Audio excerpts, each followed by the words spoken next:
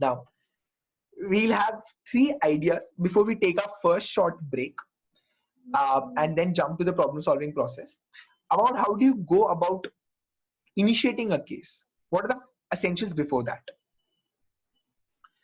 So, first is sheet alignment.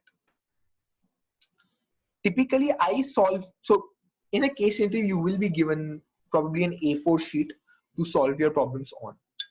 And I typically prefer aligning them in this landscape mode.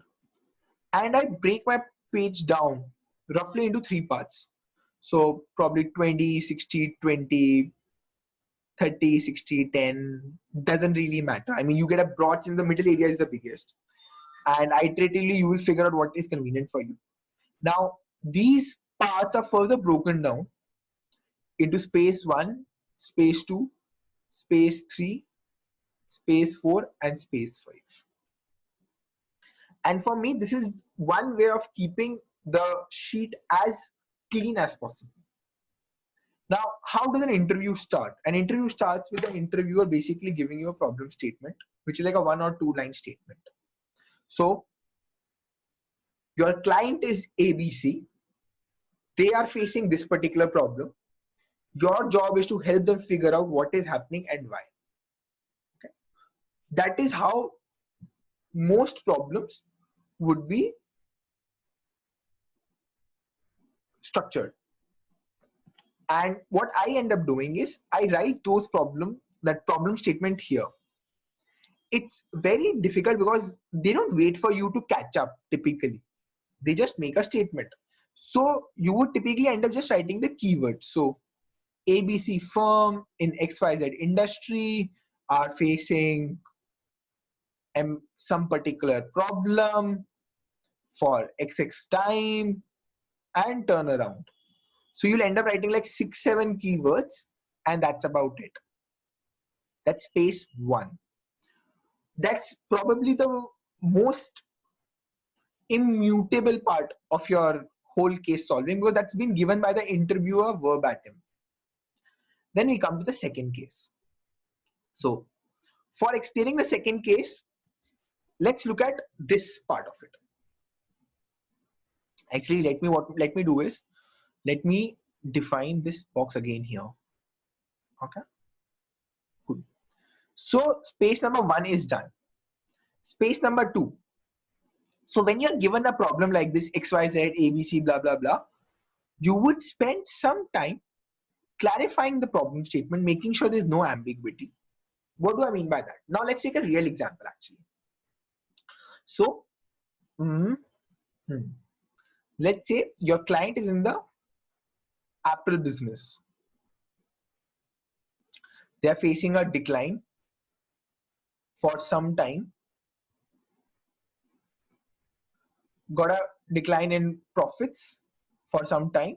You got a turnaround. Now, really, for me, the problem is fairly clear, but really the terms apparel business, decline, sometime, turn around, all those 4 words, all the 4 phrases that I actually ended up capturing, I know that they can mean more than one thing for different people. What do you mean by sometime? Is it 1 month? Is it 1 year? Is it 1 day, 1 week? What is it? So you have to remove ambiguity from all the phrases that are there in the problem statement. Okay. That's what I mean by making sure there's no ambiguity. Every word should mean the same thing for you and the interviewer to the extent possible. So I'll jot these things down. So probably sometime means 6 months.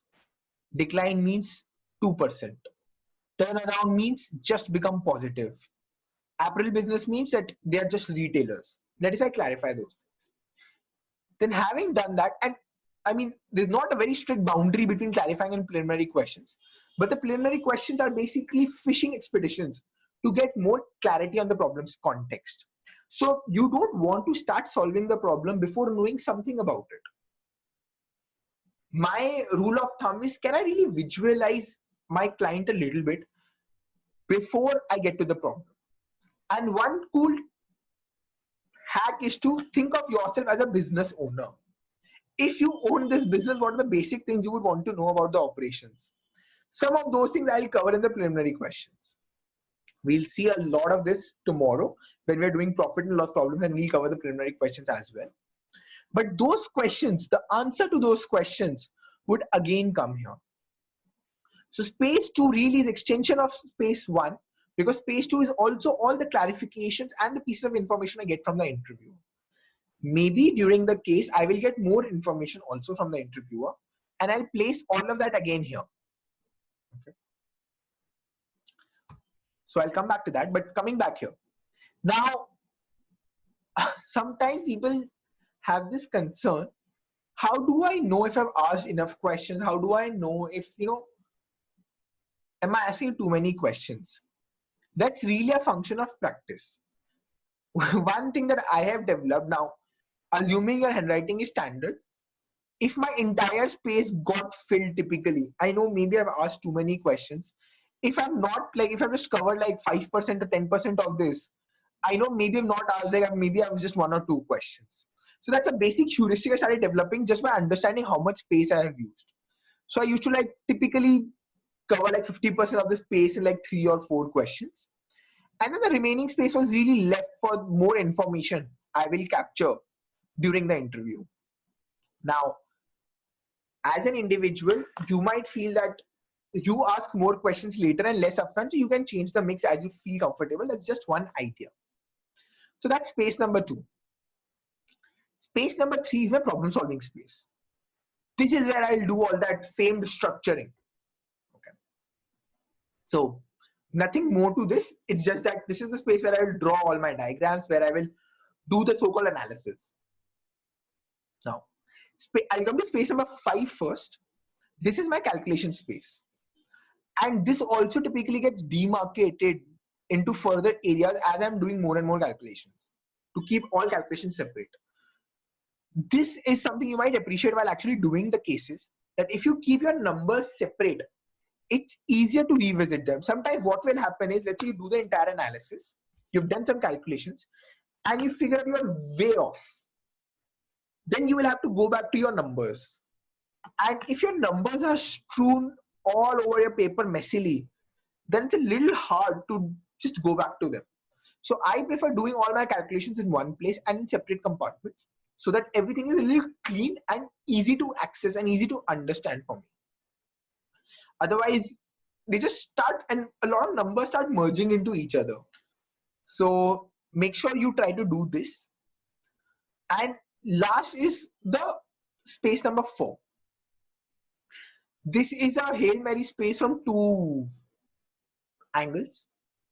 One, it allows me the luxury of not being carried away, not getting carried away by my own thoughts. And 2, it allows me a space to keep my thoughts which might save my life later. What do I mean by that?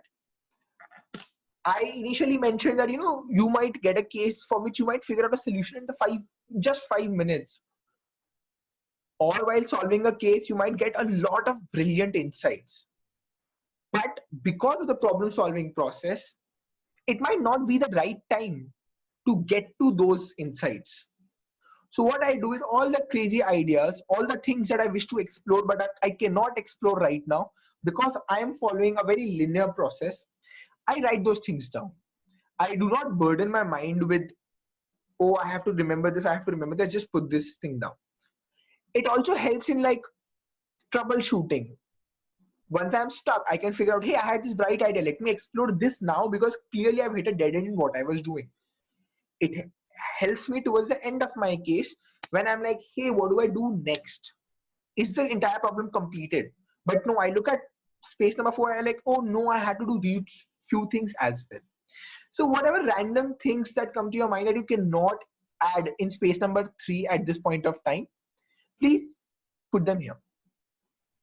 Okay. So that's roughly about the space layout. And I think we've already started touching upon elements of a typical solution. Now let's move forward. Once you clarify all of these things, what happens? You could reiterate the objective in light of the information that you have to make sure that you and the interviewer are on the same page. talking about the problem that I had mentioned above. So I could rephrase. So basically, the case here is that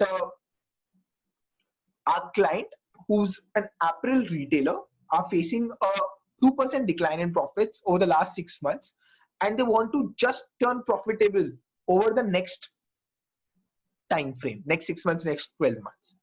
So I have now made the objective more specific. It's a good practice to do, but it's not a make or break kind of thing. First two things are make or break. The third, it's okay if you do it. It's okay if you don't do it. I prefer doing it. Then is the next point. Take some time to think. Do not jump into your first instinct. If you have an approach in mind, take a moment to think, is this the best approach? Employ that smart creativity and think out, is there a better way to break this problem down?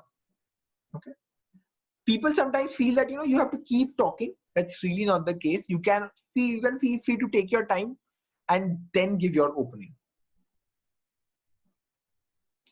Then give a detailed opening strategy with a possible hypothesis if you can.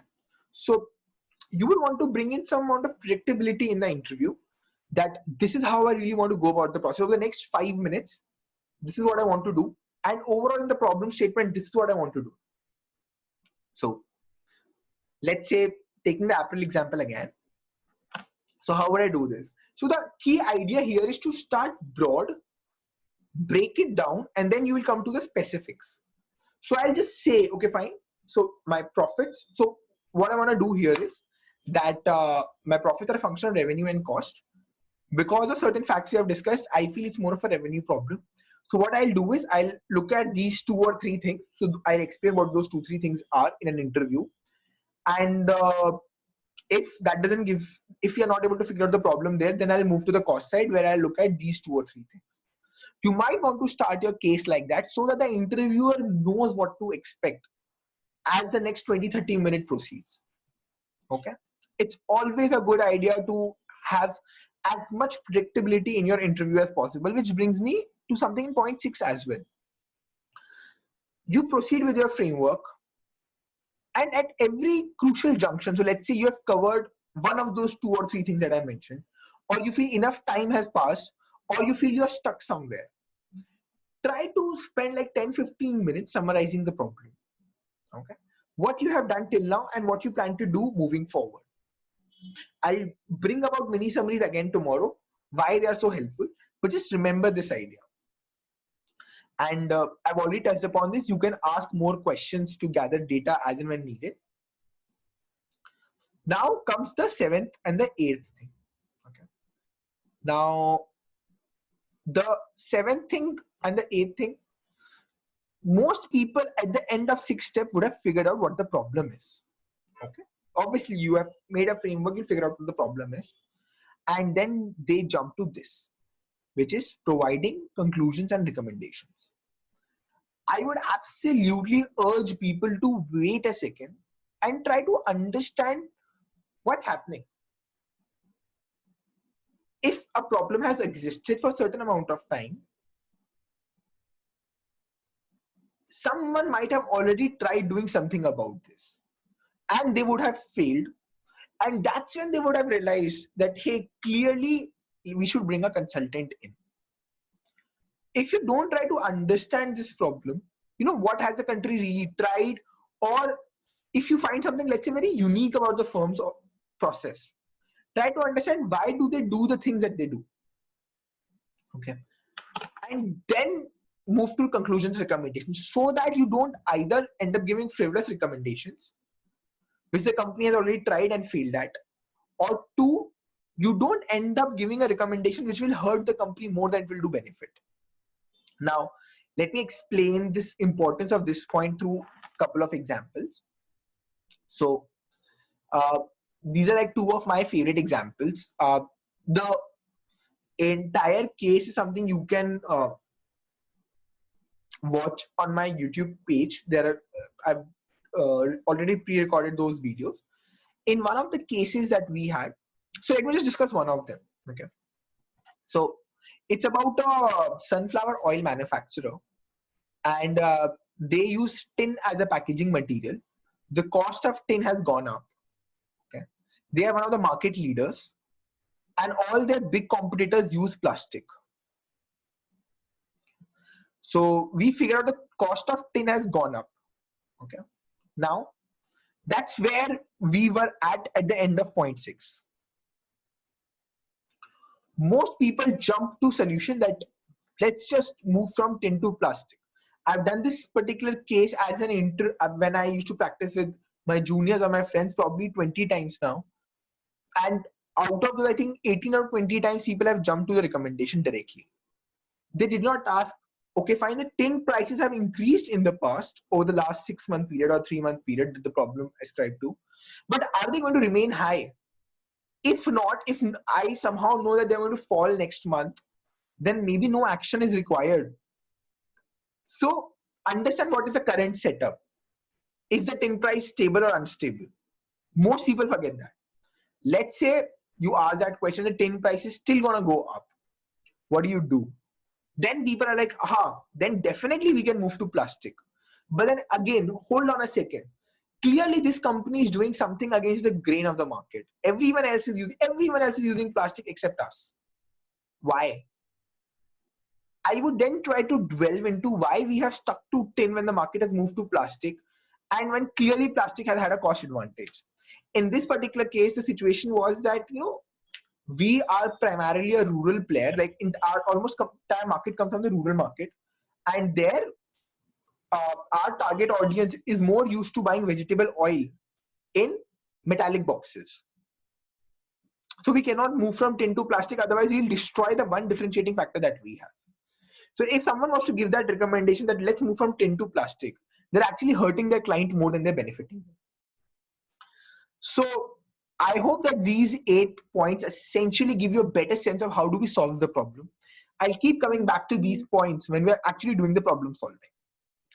Please remember this point number 7. This is definitely a key differentiator. Okay.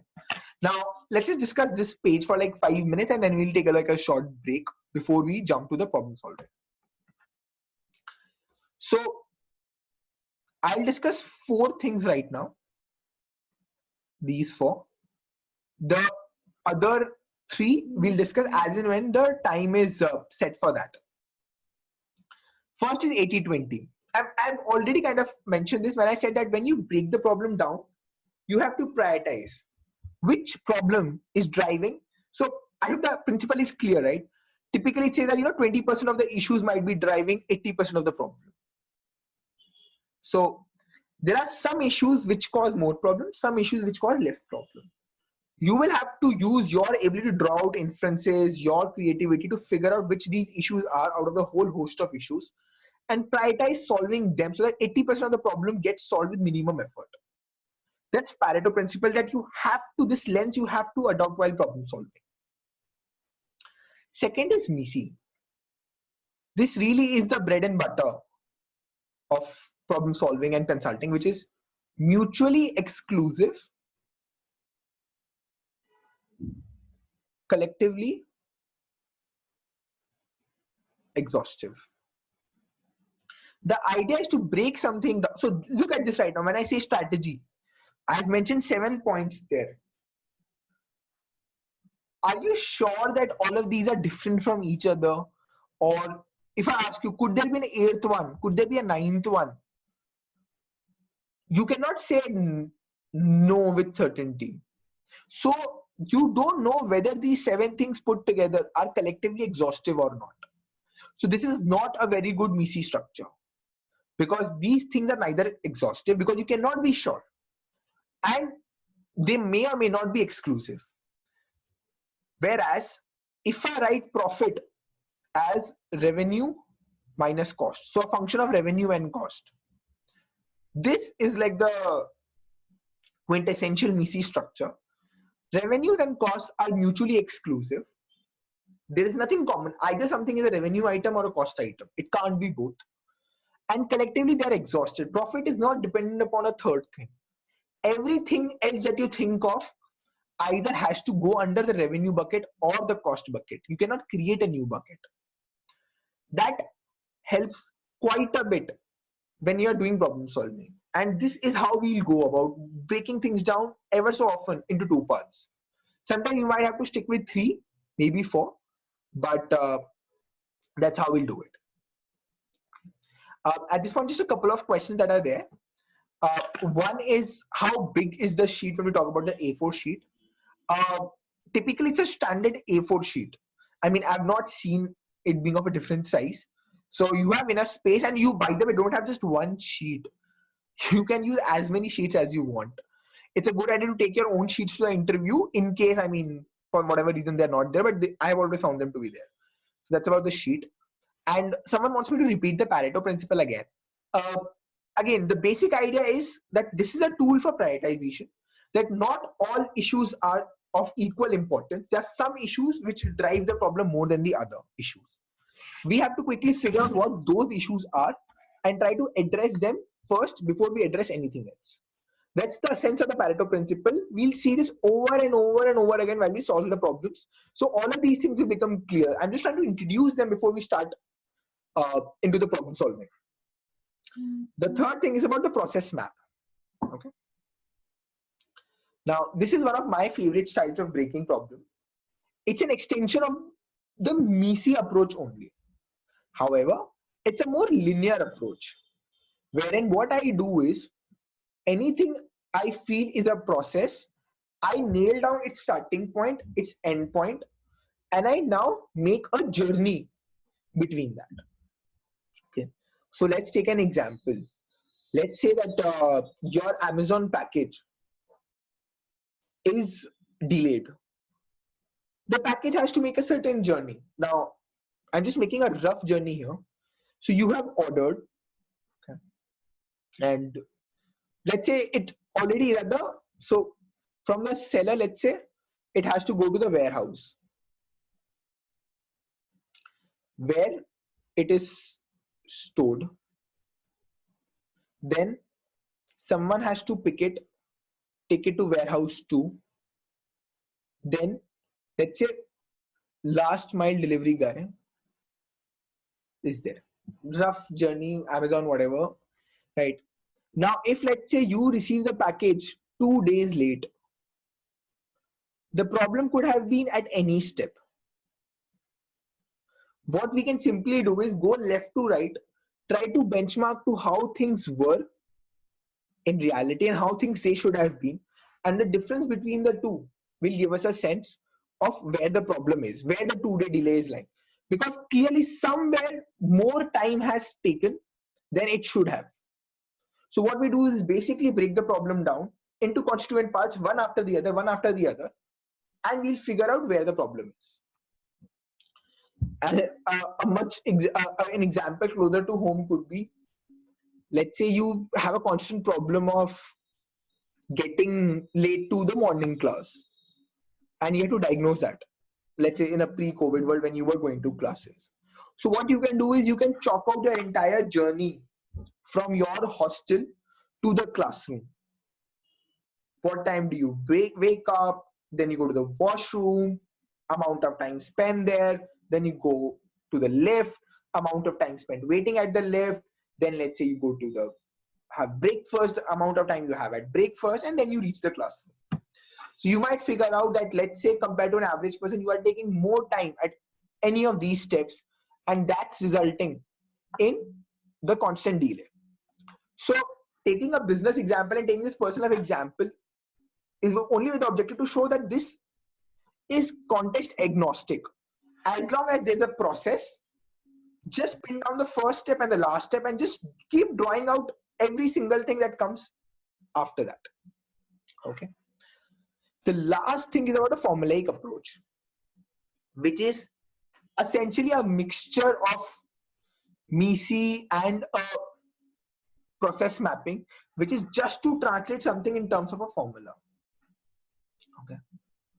So if I ask you, let's say, how much does it cost to travel from Delhi to Mumbai by car? Okay. So you would say that it's a function of distance into cost per distance. Perfect. Now, cost per distance, which is, let's say, rupee per kilometer, again is dependent upon cost of fuel and fuel consumed. So if you look at this, I am doing in terms of units. Delhi to Mumbai cost by car is in terms of dollar value. Distance is kilometer. Cost per distance is dollar per kilometer. So all the time, my left hand side and right hand side, the units should match up, and that's what I'm aspiring for. Okay. So now dollar per kilometer can be further broken down into cost per fuel, which is dollar per liter, and fuel consumed, which is the mileage of the car, which is how much liter do I consume per kilometer. So the units will cancel out when I multiply, and I'm left with dollar per kilometer, and dollar per kilometer into kilometer will give me the dollar value. So this is one way of breaking the problem down so that I know the consequent drivers of my problem. So if I actually have given a problem that, I have to reduce the cost of transportation from Delhi to Bombay, what I'll do is either, well, I try to reduce the distance, might be difficult, or could be that I can figure out a shorter route than what I'm planning right now. Second thing could be I could try to reduce my cost per distance. Okay. If I have to reduce that, given it's made up of two things, I will have to reduce one of the two. I'll have to either reduce cost of fuel.